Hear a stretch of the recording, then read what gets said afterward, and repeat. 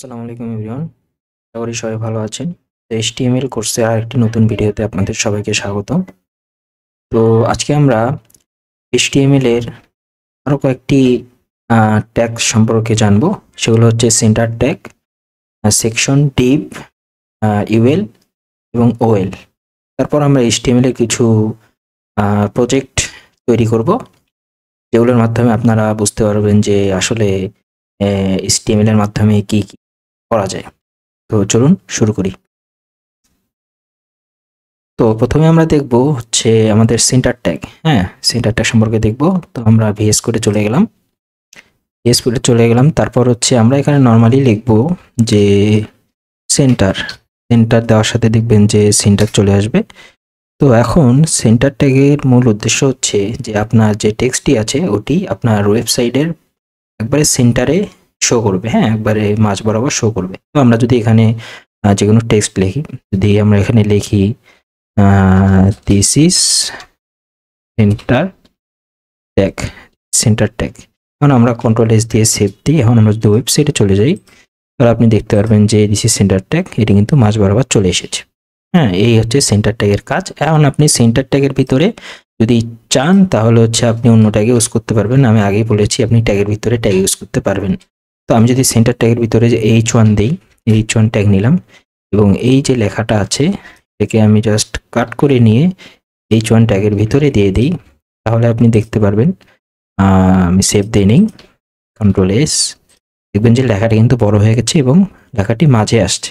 হ্যাঁ, এই হচ্ছে সেন্টার ট্যাগের কাজ। তো নেক্সট আরেকটি ট্যাগ সম্পর্কে দেখব, যেটি হলো সেকশন। হ্যাঁ, সেকশন হচ্ছে আমরা বেশিরভাগ সময় সেকশন ট্যাগই আমরা ইউজ করি। সেকশন, তারপর ডিভ। ডিভের অর্থ হচ্ছে ডিভিশন। হ্যাঁ, এর অর্থ হচ্ছে ডিভিশন। সেন্টার হচ্ছে সেকশন ট্যাগও ডিভের মতোই অনেকটা কাজ করে। তো আমরা সেকশন সম্পর্কে দেখি। আপনি সেকশন ট্যাগ ইউজ করার জন্য নর্মালি লিখবেন যে সেকশন, দেখবেন যে সেকশন চলে আসবে। তো সেকশন আমি লিখলাম। সেকশনের ভিতরে ধরুন যে আমি কিছু টেক্সট লিখবো। হ্যাঁ, ধরুন যে আমি লিখবো লরেমের আমি 20টা ওয়ার্ড দেখব। এখন আমি যদি কন্ট্রোল-S দিয়ে আমি যদি ওয়েবসাইটে চলে আসি, দেখবেন যে আমাদের সেকশন ট্যাগ কিন্তু কাজ করছে, কিন্তু আপনি কিন্তু বুঝতে পারছেন না যে সেকশন ট্যাগ কিভাবে কাজ করছে। এখন আমি যদি এটাতে CSS ইউজ করি তাহলে আপনি এর সেকশন ট্যাগ কিভাবে কাজ করে এটি বুঝতে পারবেন। ধরুন যে আমি এখানে ইনলাইন CSS ইউজ করছি। হ্যাঁ, যে আমি এখানে দিলাম স্টাইল, সরি STY, স্টাইলের ভিতরে ধরুন আমি দিলাম যে ব্যাকগ্রাউন্ড কালার রেড দিলাম। এখন আমি যেটা কন্ট্রোল-S দিই, আবার এখানে চলে যাই, দেখবেন যে সেকশনটা কিন্তু এই যে পুরো ওয়েবসাইটের যে আমাদের এরিয়া এটি কিন্তু কভার করে ফেলেছে। হ্যাঁ, এটা হচ্ছে সেকশন। এখন এটা আপনি পরবর্তীতে যখন CSS শিখবেন তখন হচ্ছে মার্জিন প্যাডিং দিয়ে এটা হচ্ছে কাস্টমাইজ করতে পারবেন। এখন আমি যদি সেকশন ট্যাগের নিচে আরেকটা ট্যাগ আছে, সেটা হচ্ছে ডিভ। আমি যদি এখানে লিখি ডিভ, দেখবেন যে সাজেশন দেবে। এখন আমি যদি ডিভ লিখি, আমি ধরুন যে এই সেম টেক্সটটাই আমি ডিভের মধ্যে নিচ্ছি, কন্ট্রোল-C দিয়ে কন্ট্রোল-V দিচ্ছি। এখন আমি যদি ধরুন যে আমি স্টাইলটা কপি করে নিচ্ছি, কন্ট্রোল-C, এখানে বসায় দিচ্ছি, কন্ট্রোল-V। এখন আমি ধরুন এটার কালার দেব হচ্ছে ইয়েলো, ILLOW, ইয়েলো। কারণ আমি যদি কন্ট্রোল সেভ দিই এবং আমি যদি ওয়েবসাইটে চলে যাই, তাহলে দেখবেন যে ডিভ আর সেকশন কিন্তু অনেকটা একই রকম কাজ করে। হ্যাঁ, ডিভ আর সেকশন একই রকম কাজ করে, সেরকম কোনো পার্থক্য নেই।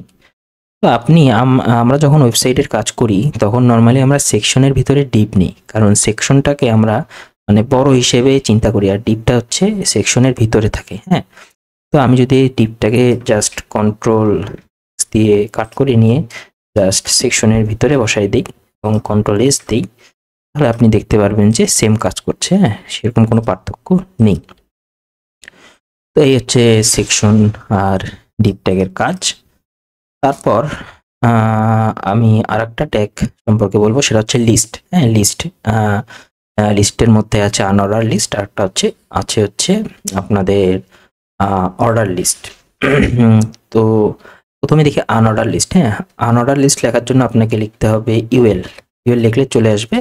এখন এই আনঅর্ডার লিস্টের ভিতরে আপনার প্রতিটা লিস্ট তৈরি করবেন, মানে এই আনঅর্ডার লিস্টের ভিতরে যে লিস্টগুলো থাকবে এগুলো সব আনঅর্ডার ওয়াইজ চলে আসবে, মানে এগুলোতে কোনো নাম্বার থাকবে না, শুধু আনঅর্ডার ওয়াইজ চলে আসবে। এখন আমি যদি এখানে আনঅর্ডার লিস্টের ভিতরে আপনাকে লিখতে হবে LI দিলে লিস্ট চলে আসবে। এখন আমি এখানে দিই যে হচ্ছে 1 1, তারপর কন্ট্রোল C দিলাম, আসলাম কন্ট্রোল, আবার কন্ট্রোল V দিলাম। এখন আমি যদি এখানে দিই এটা 2, এখানে দিলাম হচ্ছে 3, সরি 3। আমি যদি এখন কন্ট্রোল S দিয়ে সেভ দিয়ে ওয়েবসাইটে চলে যাই, দেখবেন যে আমাদের কিন্তু লিস্ট আকারে চলে আসছে 1 2 3। এটা কিন্তু আনঅর্ডার লিস্ট হিসেবে এখানে দেখা যাচ্ছে। আর আমরা যখন এখানে অর্ডার লিস্ট লিখবো, আমি নিচেই অর্ডার লিস্টটা নিচ্ছি, আমি এটা জাস্ট করে নিলাম, তারপর নিচে আসলাম কন্ট্রোল V। এখন আমি জাস্ট এখানে ইউএল জায়গায় দেব ও দেব, হ্যাঁ ও দেব, নিচেও আমি ও দিয়ে দেব অর্ডার লিস্ট।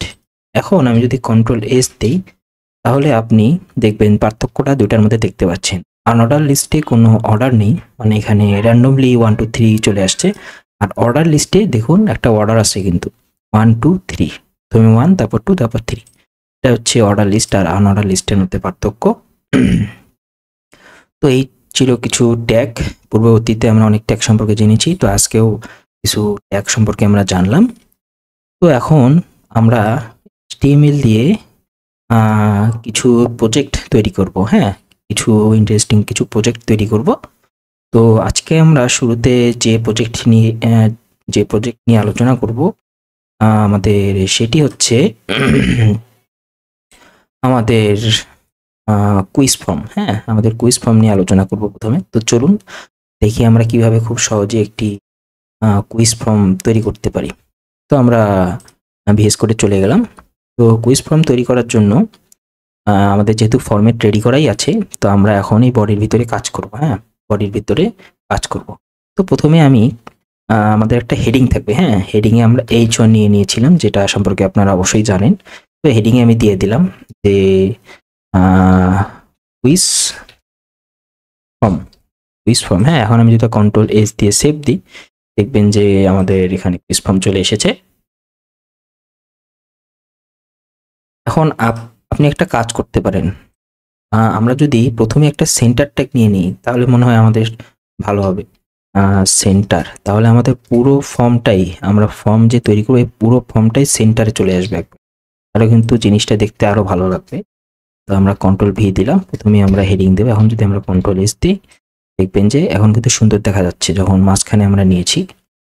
তো এখন আমরা H1 এর নিচে আমরা চাচ্ছি যে আমাদের একটা প্যারাগ্রাফ থাকবে। প্যারাগ্রাফের জন্য আমরা P ট্যাগ ইউজ করব। তো আমরা P নিলাম, এটা দিলাম। এখন ধরুন আমরা প্যারাগ্রাফের ভিতরে লিখব কিছু স্লোগান টাইপের কথা লিখব।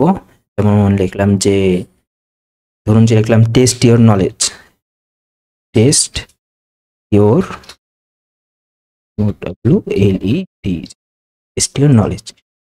এখন আমরা চাচ্ছি যে এর নিচে, হ্যাঁ এর নিচে আমাদের ফর্মটি হবে যে প্রথমে আমাদের একটি কোশ্চেন থাকবে। হ্যাঁ, আমাদের একটি কোশ্চেনের নাম্বার থাকবে, প্রথমে 1 নম্বর কোশ্চেন, তারপর কোশ্চেনটি থাকবে, তারপর এখানে 4টি অপশন থাকবে। এখানে 4টি অপশন থাকবে, 1 2 3 4 এরকম 4টি অপশন থাকবে। তারপর নিচে আরেকটি কোশ্চেন থাকবে, মানে কোশ্চেনের নাম্বার থাকবে যে 2 নম্বর কোশ্চেন, তারপর কোশ্চেনটি থাকবে, তারপর আবার ওই কোশ্চেনের 4টি অপশন থাকবে।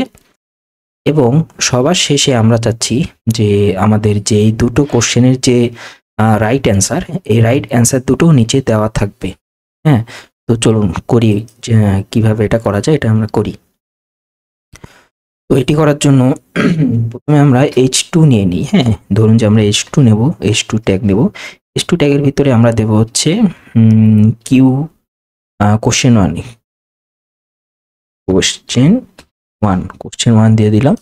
তারপরে নিচে আসলাম, নিচে এসে ধরুন যে আমরা এখন কোশ্চেনটি লিখব। তো আমরা প্যারাগ্রাফ ট্যাগ নিচ্ছি। প্যারাগ্রাফ ট্যাগের ভিতরে ধরুন দিলাম যে what is capital of your country. এটা দিলাম আমরা। তো আমরা দিলাম what is capital of your country question mark. What is capital of your country. তো আমি এখন নিচে আসলাম। নিচে আসার পরে এখন আমরা কোশ্চেনের অপশনগুলো দেব, যে 4টি অপশন থাকবে, যে কোনো একটি সিলেক্ট করতে হবে। অপশন 4টি দেওয়ার জন্য আমাদেরকে দিতে হবে লিস্ট। তো লিস্ট সম্পর্কে আমরা অবশ্যই জেনেছি। তো আমরা এখন লিস্ট তৈরি করব। আমরা এখন অর্ডার লিস্ট না, আমরা এখন দেব আনঅর্ডার লিস্ট। হ্যাঁ, আমরা আনঅর্ডার লিস্ট তৈরি করব। তো আনঅর্ডার লিস্ট তৈরি করার জন্য আপনারা জানেন কি দিতে হয়, ইউএল দিতে হয়, অবশ্যই জানেন এটা। ইউএল এর ভিতরে আমরা কি দেবো এখন, এলআই দেব। এখন ধরুন এলআই আমরা দেব যে আমাদের 1 নম্বরে থাকবে হচ্ছে, ধরুন যে দিলাম বরিশাল। তারপর এখন আমরা জাস্ট এটা কপি করে নেব, কন্ট্রোল সি কন্ট্রোল ভি, 4টা অপশন থাকবে, আবার কন্ট্রোল ভি আবার কন্ট্রোল ভি। হ্যাঁ, 4টা অপশন। এখন এখানে জাস্ট চেঞ্জ করে দেব, আমি প্রথমে 3 দেব আর এটা হবে 4। এখন ধরুন এখানে 2 নম্বরে দেব হচ্ছে 3 নম্বরে দেব হচ্ছে রাজশাহী এবং 4 নম্বরে দেব যে দিলাম যে হচ্ছে দিনাজপুর। তো আমি ধরুন কন্ট্রোল এস দিয়ে যদি আমি এখন ওয়েবসাইটে চলে যাই, দেখবেন যে আমাদের অপশন কিন্তু চলে আসছে। হ্যাঁ, অপশন কিন্তু চলে আসছে। তো আপনার আর একটা জিনিস, আপনি যখন সেন্টার ট্যাগ ইউজ করেছেন তখন কিন্তু দেখবেন যে আপনার যে টেক্সটগুলো আছে সবগুলোই কিন্তু সেন্টারে চলে আসবে, শুধু কুইজ ফর্মটি না, সবগুলোই সেন্টারে চলে আসবে। তো এটা কিন্তু দেখতে অতটাও ভালো লাগছে না। হ্যাঁ, দেখতে অতটাও ভালো লাগছে না। তো ধরুন যে আমরা এই সেন্টারটি রাখবো না, আপাতত সেন্টারটি আমরা উঠায় দিচ্ছি। তাহলে জিনিসটা কন্ট্রোল দিলাম আমরা, দেখবেন যে জিনিসটা কিন্তু এখন মোটামুটি ভালো লাগছে। তো আপাতত এরকমই থাক, পরবর্তীতে যখন সেন্টার ট্যাগ ইউজ করব তখন সেন্টার ট্যাগের কাজ আরো ভালো মতো জানবো। আপনারা শুধু জেনে রাখুন যে সেন্টার ট্যাগের মাধ্যমে আমরা যে কোনো টেক্সটকে পেজের মাঝ বরাবর নিয়ে আসতে পারবো। কোশ্চেন 1 আমাদের হয়ে গেল। এখন আমরা দেব কোশ্চেন 2। আমরা জাস্ট এই সেম জিনিসটাই কপি করে নিয়ে আসবো, কন্ট্রোল সি দেব, নিচে আসবো, কন্ট্রোল ভি দেব, সেভ দেব। তাহলে দেখতে পারবেন আমাদের কোশ্চেন 2 রেডি। আমাদের জাস্ট টেক্সটগুলো চেঞ্জ করতে হবে। আমরা টেক্সটগুলো চেঞ্জ করে দিই, এখানে কোশ্চেন 2 দিয়ে দিলাম। ধরুন যে এখানে কোশ্চেনটা আমরা এখন চেঞ্জ করে দিই যে হোয়াট ইজ ইয়োর, দিলাম যে what is your main town. ধরুন যে 1 নম্বরে আমরা দিলাম হচ্ছে রংপুর, 2 নম্বরে দিলাম ঢাকাই থাক, 3 নম্বরে দিলাম হচ্ছে ধরুন যে দিলাম হচ্ছে কুমিল্লা, 4 নম্বরে দিলাম হচ্ছে ধরুন যে ফরিদপুর। এখন আমি যদি কন্ট্রোল এস দিয়ে সেভ দিই, ওয়েবসাইটে চলে যাই, দেখবেন যে আমাদের মোটামুটি ফর্ম কিন্তু রেডি। আমরা কোশ্চেন 1 এবং কোশ্চেন 2-র মধ্যে 4টা অপশন দেখা যাচ্ছে। এখন আপনি এখান থেকে যে কোনো একটি সিলেক্ট করতে পারবেন। হ্যাঁ, এখন এটি যদি আপনি ডাইনামিক করতে চান তাহলে আপনাকে জাভাস্ক্রিপ্ট দিয়ে করতে হবে। তো আপাতত যেহেতু আমরা স্ট্যাটিক HTML শিখছি, তো আমরা এইভাবেই কাজ করব। তো এখন আমি চাচ্ছি যে এই কোশ্চেন দুটোর অ্যান্সারও নিচে দেওয়া থাকবে এবং সেই অ্যান্সার দুটো হিডেন থাকবে, মানে দেখা যাবে না। এখানে ক্লিক করলে তারপর অ্যান্সার দুটো শো করবে, এই কোশ্চেন দুটোর অ্যান্সার। তো সেটা করার জন্য আমি ভিএস করে চলে যাচ্ছি, নিচে আসব। নিচে এসে ধরুন আমি এখানে আবার এই H1 ট্যাগটাই কপি করে নিলাম, এই H2 ট্যাগটা নিয়ে নিচে আসলাম। নিচে এসে কন্ট্রোল ভি দিলাম, এখানে দিলাম যে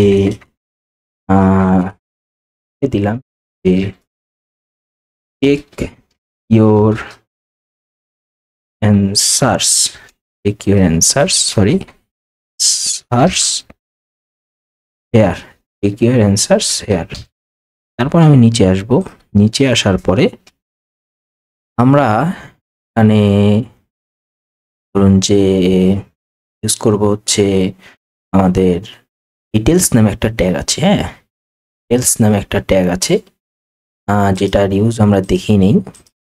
আচ্ছা, এখন দেখে নিই ডিটেলস। আমি আপনাদেরকে বলছি যে ডিটেলসের কি কাজ। ডিটেলস ট্যাগটা মূলত আপনার অ্যান্সারকে প্রথমে শো করবে না। আপনি যখন ডিটেলস ট্যাগের যে আইকন আছে, একটা আইকনে ক্লিক করবেন, তখন ডিটেলস ট্যাগটা শো করবে। তো ডিটেলস ট্যাগের মধ্যে কি কি থাকে আমরা দেখি, এখানেই আমরা জেনে নিই। তো আপনি লিখবেন নর্মালি DETAILS, ডিটেলস লিখলেন। তারপর ডিটেলস ট্যাগের পরে আপনাদের সামারি নামে একটা ট্যাগ আছে, হ্যাঁ, SUMMARI, সামারি নামে একটা ট্যাগ আছে। তো আপনি সামারি দিয়ে দেবেন হচ্ছে সামারি ধরুন দিলেন যে হচ্ছে অ্যান্সার্স দিয়ে আপনি ধরুন যে একটা ক্লোন দিয়ে দিলেন, অথবা নাও দিতে পারেন। তারপর সামারির নিচে আপনি লিখবেন, ধরুন যে আমি পি ট্যাগ ইউজ করবো, হ্যাঁ, পি ট্যাগ ইউজ করবো। আমি ট্যাগে আমি দিলাম যে 1 নম্বরের অ্যান্সার হবে, 1 নম্বরের অ্যান্সার ধরুন যে হচ্ছে ক্যাপিটাল অফ ইউর সিটি, তো এটার অ্যান্সার হবে ঢাকা। তারপর আমি এটা কপি করে নিচ্ছি, তারপর নিচে আসলাম ভি, 2 নম্বরের অ্যান্সার হবে আমাদের ধরুন যে আপনার টাউন হচ্ছে, ধরুন দিলাম যে রংপুর। এখন আমি যদি কন্ট্রোল এস দেই এবং ওয়েবসাইটে চলে যাই, তাহলে দেখতে পারবেন যে চেক এর অ্যান্সার হেয়ার। আপনি যখন এখানে চেক করবেন তখন দেখা যাবে, তাছাড়া দেখা যাবে না।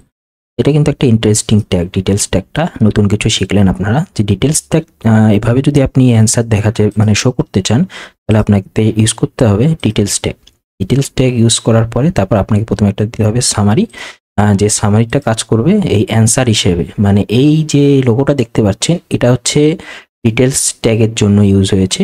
তারপর এই অ্যান্সারটা আপনার সামারির কাজ করছে। তারপর আপনি পি ট্যাগ দিয়ে যে দুটো অপশন লিখেছেন নিচে, এই দুটো পি ট্যাগের কাজ, এটা হচ্ছে সামারির কাজ। তো এই হয়ে গেল আমাদের একটি কুইজ ফর্ম। দেখলেন যে আপনারা খুব সহজেই কিভাবে HTML দিয়ে একটি প্রজেক্ট তৈরি করে আপনার একটি প্রজেক্ট তৈরি করে ফেলতে পারলেন। তো এভাবে আরো মজার কিছু ইন্টারেস্টিং প্রজেক্ট তৈরি করতে পারবেন আপনার HTML দিয়ে। আজকে এ পর্যন্তই থাকবে, দেখা হবে নেক্সট ভিডিওতে। আরো কিছু নতুন প্রজেক্ট নিয়ে আমরা আলোচনা করব। তো আজকে এ পর্যন্তই থাকবে, দেখা হবে নেক্সট ভিডিও। আসসালামু আলাইকুম, ভালো থাকবেন সবাই।